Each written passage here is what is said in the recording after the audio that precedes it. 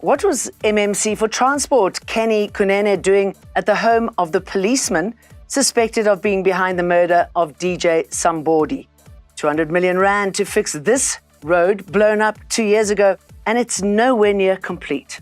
And police raid schools in Inanda to tackle gang violence, murders and rape. Hello, I'm Jane Dutton.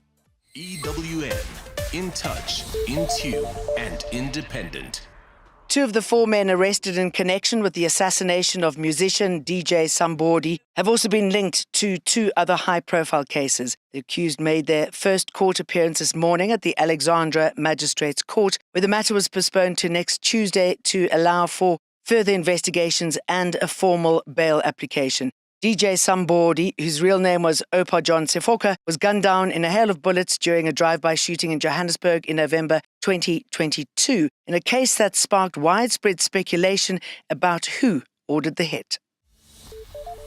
The DA in Johannesburg is calling for MMC for Transport, Kenny Kunene, to be fired after he was found at the home of a policeman suspected to be behind the murder of Opa Sefoka, also known as DJ Sumbody, in 2022. News 24 reported that when police arrived to arrest Katiso Katie Molefe at his Sandton home yesterday, Kunene was there. Kunene says he was accompanying a young journalist who was interviewing Molefe for his media website, Africa News Global. The Democratic Alliance calls for Kunene's immediate resignation, and if he will not resign, Mayor Dada Morero must fire him. The laughable alibi offered by Kunene on ENCA this afternoon must be rejected out of hand by any reasonable South African. Police have arrested a man suspected to be involved in the murder of Ekurhuleni Chief Auditor Mpho Mafole. Mafole was shot in Kempton Park earlier this month while on his way home from work. He'd been investigating a mysterious 2 billion rand revenue shortfall from the Metro's electricity accounts. The team is also looking for a second suspect by the name of Hlanganani Agrippa Mwango after a warrant of arrest was issued for him by the court. The police urged Mwango to hand himself over to the nearest police station. Frustrated passengers say the strike by some pilots at Fly Safair has not only affected their plans but also their pockets. They've told us that the few available flights has resulted in high demand and higher prices. A mother travelling with her daughter from holidays says their travel home has been affected by the strike and that her second-born, who stays in Cape Town, was unable to book a Fly Safair flight to meet them at home in KwaZulu-Natal. I saw a thing or two on the news. I think it was yesterday. I saw on the news that the pilots are on strike and nothing much. I didn't put anything to it. And, I know I booked my flight and everything was going to be fine. Only to get here, I was stunned. There was a delay. I didn't know about the strike, and then I got a message about 3 days ago saying that my flight will still be going through. However, it did get changed. I booked from Lanseria and then it got changed to OR Tambo. But now the airport's running very smoothly and not too much is going wrong at the moment.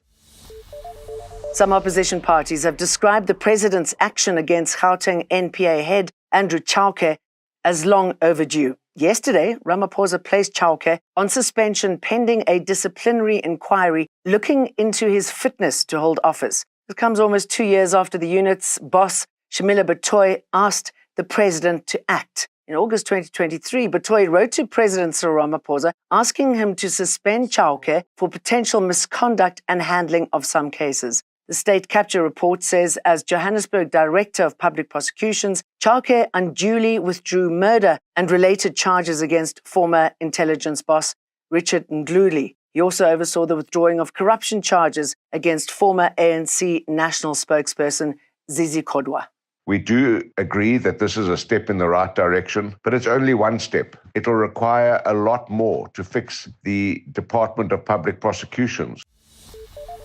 It's been 2 years since an underground gas explosion ripped through Lillian Ngoyi Street in Joburg's CBD, and repairs to the 1.8-kilometre stretch remain incomplete. The delays are because of disputes with a previous contractor, and a new company has since taken over the project. Dear Gauteng leader Solly Msimanga says the delays are appalling. By August, if anything is completed here, I will give you my left kidney. This is the problem that we're sitting with, that, now criminal elements have led to this, because there has been, actually what has been found is that because of people that were digging, had actually then dug very close to a gas pipe that was running underneath that, which has led to, the explosion. And you have government criminality as well. We have now been told that there's over 200 million that has been spent to fix this. Please tell me, what does 200 million look like if you're looking at a place like this and there hasn't been anything that has been fixed here? Police and crime-fighting structures have been conducting raids at some high schools in Inanda, north of Durban. Now, this forms part of efforts to fight crimes including gang violence, murders and rape in the community. Police are also expected to lead a crime prevention program for the learners. With assistance from the K9 unit, officers searched for drugs and weapons in the classrooms, while others taught learners about the importance of reporting crime and also how to stay away from it. Are going to be consistent.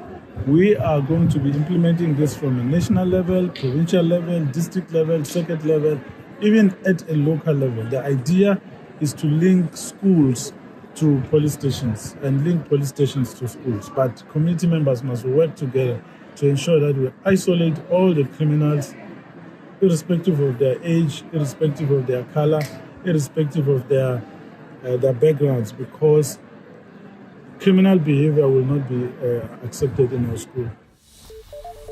The Cape Town Collective Ratepayers Association is supporting a court bid to have the City of Cape Town's new municipal tariffs reviewed and set aside. CTCRA has lauded the South African Property Owners Association for making an urgent High Court application challenging the city's fixed charges for water and sanitation and its cleaning levy, which were all implemented from the 1st of July.